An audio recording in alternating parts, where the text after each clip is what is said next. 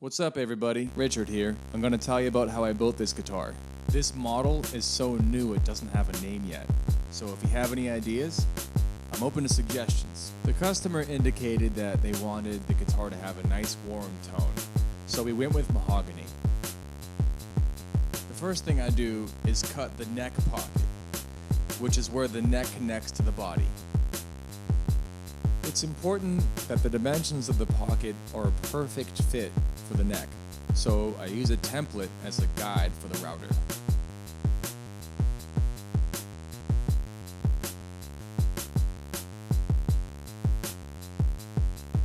Then I use a band saw to cut the rough shape of the body, leaving a small portion of wood around the edges.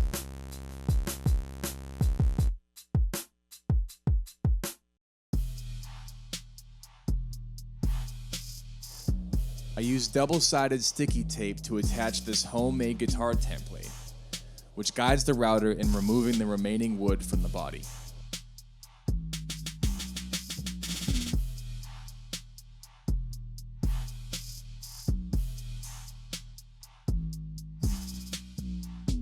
Oh hey look, it's Matt Kofis.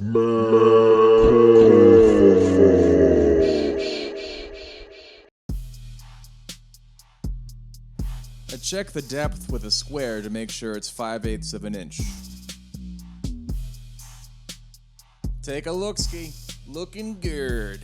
Then I use a 1/4 round bit in the router to make those sexy edges nice and smooth for your fingers. Here's another template I made for the control cavity. I use it to carve out some space for the pickups, wires, pots, and switches.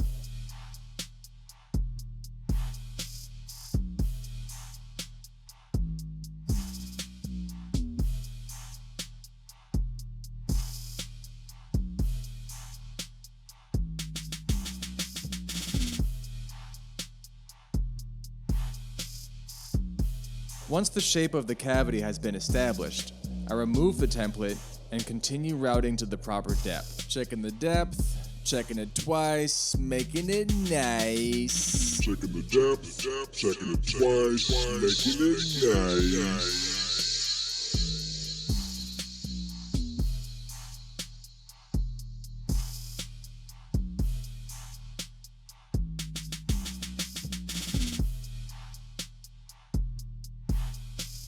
I usually make the pickup cavities 3/4 of an inch deep. Space for the pots 1.5 inches. Wires only need about 1/2 inch. It's good to minimize depth when crossing under the string path. You don't want to weaken your guitar.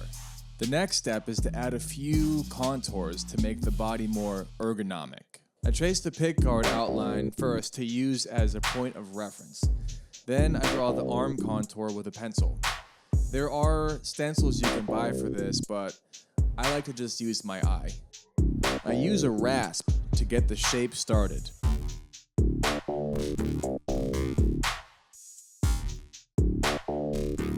Then I use a palm sander to make it smooth.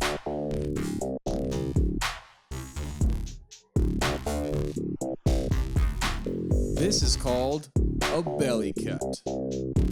Not everyone needs a belly cut, but hey, let's be honest. Some of us do, and that's okay. I put the neck in place to measure from the nut exactly to where the saddles need to be. Then I dry fit the bridge. It has string-through ferrules, so I'm drilling through the top halfway towards the back of the guitar with an 1/8 inch drill bit for each string. Then I turn it over and drill holes for each string with a 5/16 bit. This allows the strings to go through the back of the guitar into the bridge before they go all the way up to the tuning machines.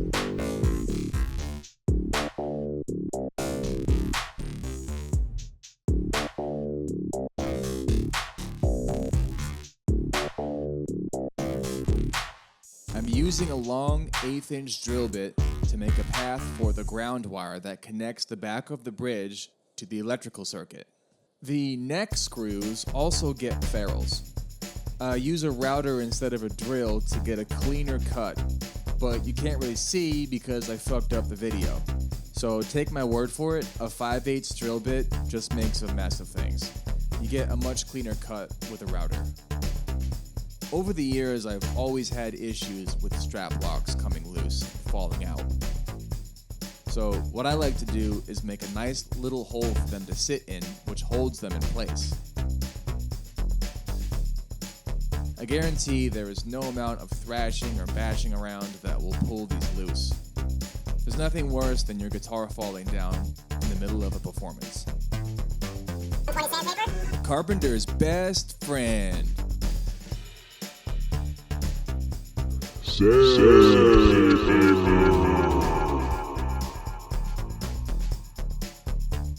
When I'm sanding, I like to start with 60 grit, which some people might think is kind of aggressive, but you know, I'm working with homeowners' tools here, and I don't always get a clean cut. A lot of times there's burns, and it takes a long time to get that stuff down. So 60 grit really makes it a bit easier. And then I move on to 120, and then maybe 180, maybe not. I'm always painting, so there's no need to get it super smooth because I'm going to be sanding it after I paint over it anyway.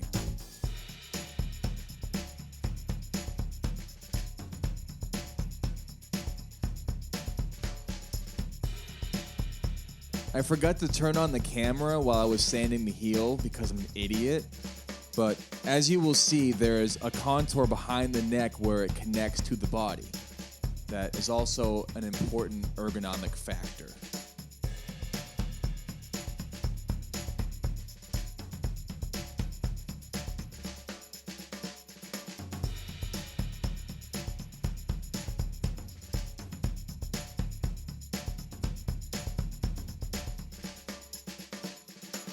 I used a branding iron to burn my old furniture company's logo on the back. And it's my first time doing it, but I think it came out really cool. So I might just keep doing it. And now we're painting. It's crazy how time flies. Lacquer, acetone, and lacquer thinner are very toxic, so please wear a gas mask and gloves if you're doing this at home. Your quarantine mask is not going to cut it. I use a hose to bring fresh air from outside directly to my mask.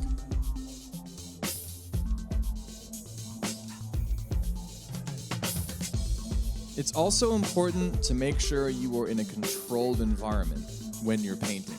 Lacquer is finicky, and if there's any humidity in the air or if it's below 50 degrees Fahrenheit or above 70, the paint job will fog up.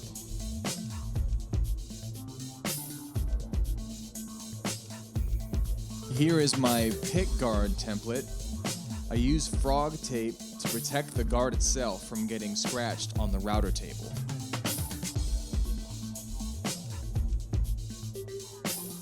In the same way that I made the body, I use a bandsaw to cut the rough shape before I put it on the router.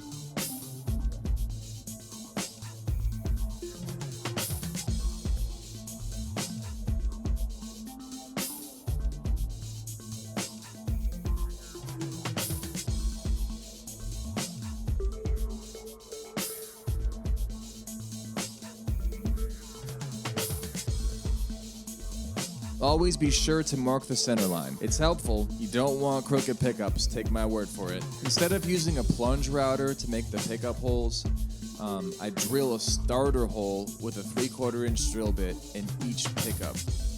And then I'm able to slip it over the router bit and use the table, which I would prefer to do because the pickup templates that I have are kind of small, and I really don't want to mess up this pick guard because I spent hours making it. When using double-sided sticky tape, a clamp helps get a stronger hold.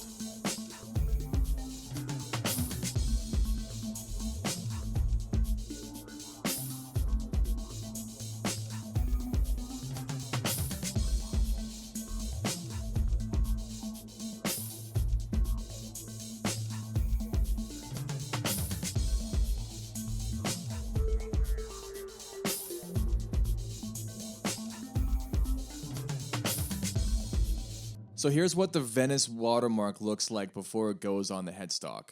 It's just a piece of paper that has a plastic layer on it. I cut out the individual Venice that I want, and I put it in a cup of water with a drop of naphtha, which helps it separate from the paper. And once it does that, usually about 2 minutes later, I take it out of the water and I place it on the headstock. Boom! Then I paint over that with some clear lacquer.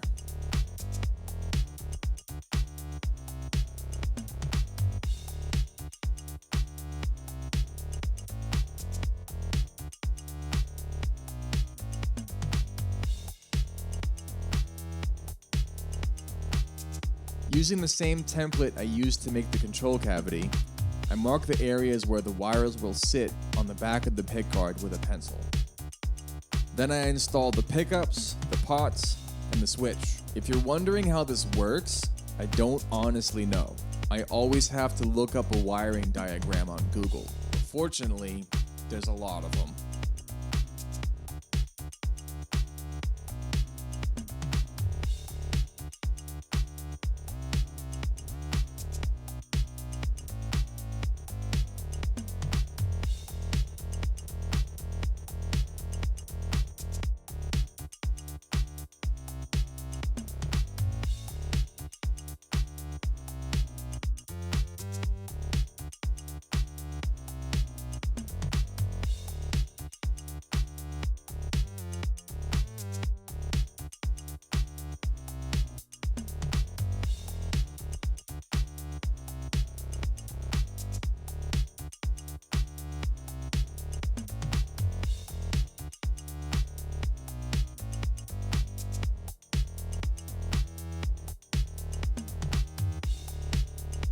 There's a lot of different ways to wet sand, but I prefer to keep a little bit of water in a bucket next to me and constantly wipe the sandpaper with a sponge or a rag to keep the dust from clogging up the grit. The finer the grit on your sandpaper, the faster it's going to get clogged. I recommend using as little water as possible when doing this.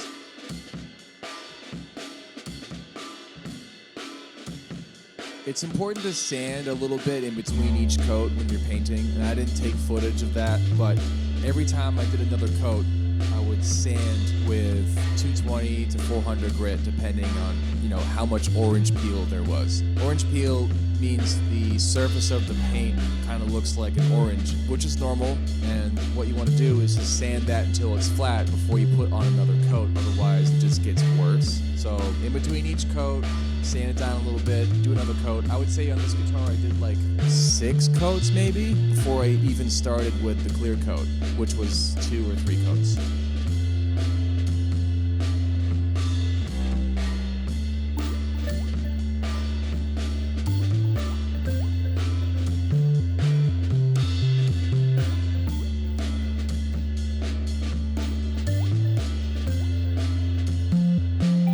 When I'm done wet sanding, I use a buffing wheel to get that glossy ass finish. First, I use a piece of plywood to warm up the wheel. Then, I apply the buffing compound. Now she's ready to rip.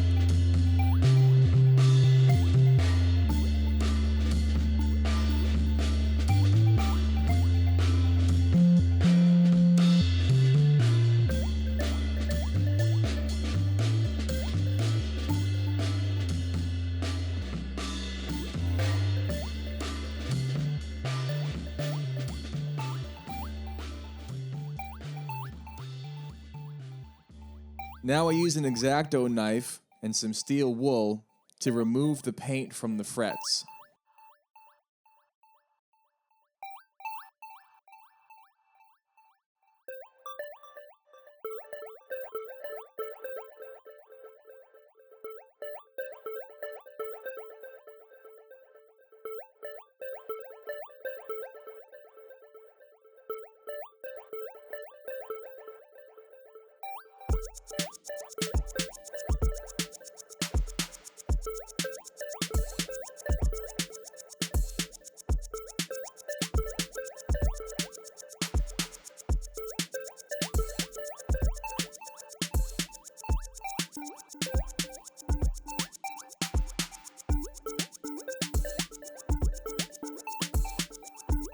When sanding and buffing a neck, it's important to maintain the direction of use. The back of the neck needs to be sanded and buffed lengthwise. The fretboard needs to be sanded and buffed perpendicular. That's how you get those sweet buttery bends. I use a file to adjust the height and width of the nut before I install it with a dab of super glue.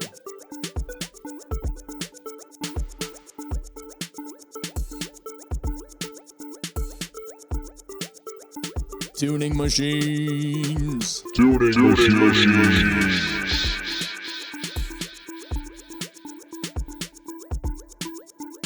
I tap those string ferrules in with Grandpappy's old rubber mallet.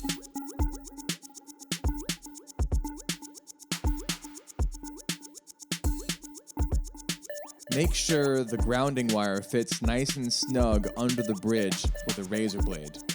Just make a little channel for that bare wire to sit in. This might actually be my favorite part of building a guitar, is finally seeing all of the pieces go together.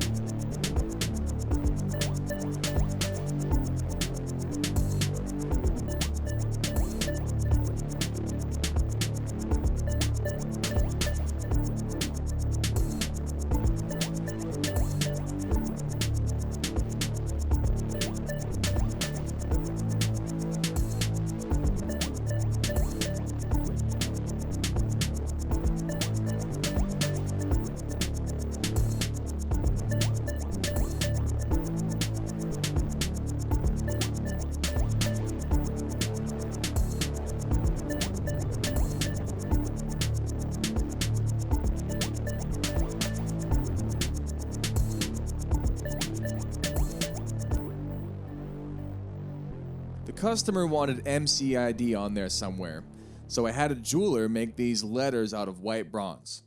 I spray painted them black and nailed them to the headstock with tiny pins, which was kind of a huge pain in the ass, but totally worth it because it looks badass.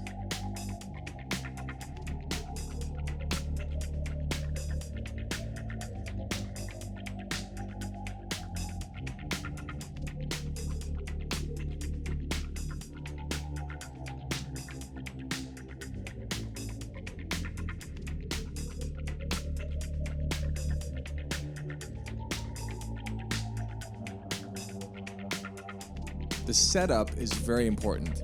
You can spend weeks, or in this case months, building a guitar as nice as you can, but if you don't spend enough time setting it up properly, no one's gonna want to play it. There's 3 different types of actions that need to be adjusted.